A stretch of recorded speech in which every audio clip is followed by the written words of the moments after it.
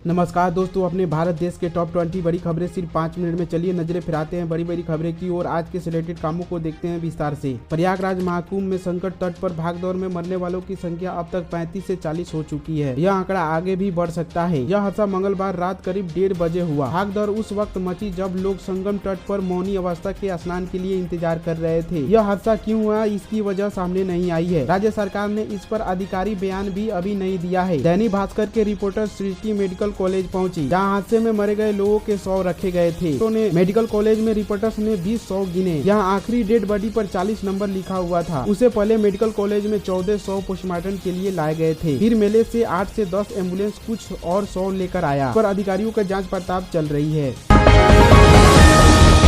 केंद्रीय वित्त मंत्री ने 16,300 करोड़ रुपए खनिज मिशन को मंजूरी दे दी है और केंद्रीय मंत्री अविश्वनी वैष्णव ने बुधवार को इसका ऐलान किया। और सरकार की ओर से निर्धारित इथेनॉल की कीमतें 2022 से 23 इथेनॉल आपूर्ति वर्ष नवंबर-अक्टूबर के बाद से नहीं बढ़ाई गई थी। इस इथेनॉल को बनाने के लिए गन्ने के रस बी हेडेड गुड़ और सी हेडेड गुड़ से बनाया जाता है, जो कि एथेनॉल की एक्स मिल की कीमत 56.28 रुपए प्रति लीटर से बढ़ाकर 57.97 रुपए प्रति लीटर करने को सरकार ने मंजूरी दे दी है।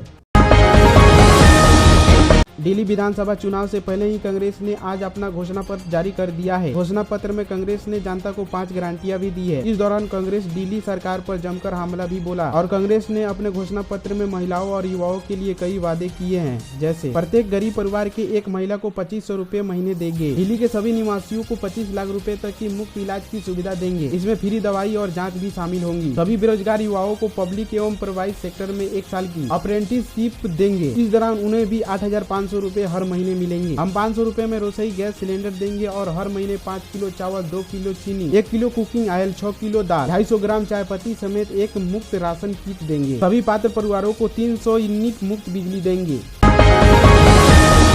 प्रधानमंत्री नरेंद्र मोदी ने दिल्ली में चुनाव रैली को संबोधित करते हुए महाकुंभ में हुई भागदौड़ की घटना के जिक्र किया। उन्होंने कहा कि आज की चुनाव से संबोधित करने से पहले मैं महाकुंभ में जो दुखद हादसा हुआ है, उस हादसे में हमें कुछ पुण्य आत्माओं को खोना पड़ा है। कई लोग को चोटें भी आई है। मैं प्रभावित परिवारों के प्रति संवेदना व्यक्त करता हूँ और घायलों के जल्द स्वस्थ होने की कामना करता हूँ। मैं उत्तर प्रदेश सरकार के साथ निरंतर संपर्क में हूँ। मौनी अमावस्या से एक दिन पहले मंगलवार को ही महाकुंभ नगर दुनिया का सबसे अधिक आबादी वाला शहर बन गया। देश में सबसे अधिक आबादी दिल्ली की 2.93 करोड़ है। दिल्ली दुनिया का दूसरा सबसे अधिक जनसंख्या वाला शहर है। दिल्ली से अधिक जापान की राजधानी टोक्यो की आबादी 3.74 करोड़ है। वहीं महाकुंभ में मंगलवार को दिन में 4 बजे तक 3.90 करोड़ लोग संगम स्नान कर चुके थे, जो महाकुंभ नगर मंगलवार को दुनिया का सबसे अधिक आबादी वाला शहर बन गया था। जूड़ा आंकड़े के महामंडलेश्वर स्वामी यतीन्द्रानंद गिरी ने संगम नोज पर हुई घटना पर दुख व्यक्त किया। कहा कि मौनी अमावस्या को संगम नोज पर हुई भागदौड़ की सूचना अत्यंत पीड़ादायक है, जिसमें कई लोगों की मृत्यु हुई है और बड़ी संख्या में लोग भी घायल हुए हैं। यहाँ मेला प्रशासन सिर्फ VIP जनों की आगमन में लगा हुआ है। उसके चलते साधु संतों को बुनियादी सुविधाएं तक नहीं दी जा रही है।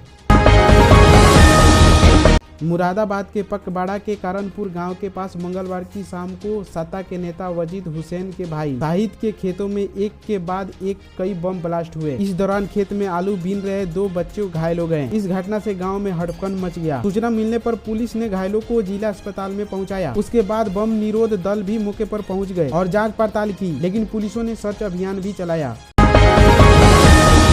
भारत नेपाल की साझी संस्कृति विरासत को बरकरार रखने के लिए परंपराओं को आगे बढ़ाते हुए संस्कृति विभाग भारत नेपाल मैत्री महोत्सव का आयोजन कर रहा है। महोत्सव में मित्र राष्ट्र नेपाल और उत्तर प्रदेश के कलाकार संगीत, लोकगीत, नृत्य पेश करेंगे। यह यात्रा 5 फरवरी को सिद्धार्थनगर से प्रारंभ होकर महाराजागंज, कुशीनगर, बलरामपुर, शेरवती, बहराइच, लखीमपुर खीरी होते हुए 23 फरवरी को पीलीभीत में समाप्त होगी।